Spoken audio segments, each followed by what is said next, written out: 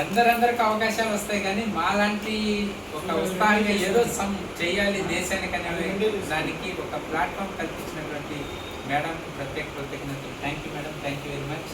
ఇంకా సార్ గురించి చెప్పాలంటే ఈయన ఒక మహాశిఖరం.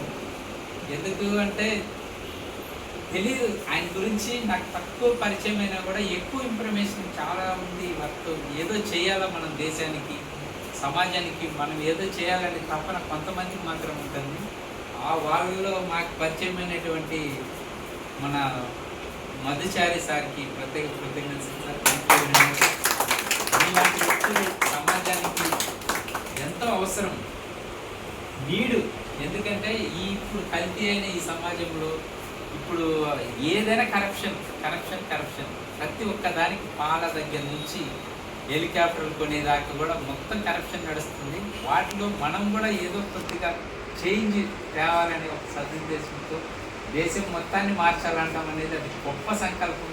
ఒకప్పట్లో మన గాంధీ గారికి, మన వివేకానంద అన్నటోళ్ళకి ఇతర దేశాల్లో పోయి చెప్పినటువంటి అంత పెద్ద గొప్ప సంకల్పంతో వచ్చినటువంటి సార్కి మరొకసారి చప్పట్లతో నా మాట విని, నా కోరిక మీద, నా మీద నమ్మకంతో అన్న మనం ఏదైనా చేద్దామని వచ్చినటువంటి మన కృష్ణా టీం అందరికీ, కృష్ణా తరఫు వచ్చిన టీం అందరికీ మరొకసారి మన HPWA తరఫు నుంచి ప్రత్యేక కృతజ్ఞతలు. మీకు ఇచ్చిన బాధ్యతలు మీరు సక్రమంగా నెరవేర్చి మీ గ్రామానికి, మీ నియోజకవర్గానికి, ఈ దేశానికి మంచిగా ఒక దిక్సూచిలాగా అందరూ ప్రతి ఒక్కరు ఒక దిక్సూచిలాగా మీరు అందరూ నిలబడాలి. దేశం తరఫు నుంచి మీకు ప్రజలు అందరూ అండదండలు ఎప్పుడు ఉంటాయి, మంచి అనే దానికి అంత సహాయ సహకారాలు ఉంటాయి. కాబట్టి నాకు ఈ అవకాశం కల్పించినటువంటి మీ అందరికీ, ముఖ్యంగా మధు సార్కి ప్రత్యేక కృతజ్ఞతలు. Thank you, thank you,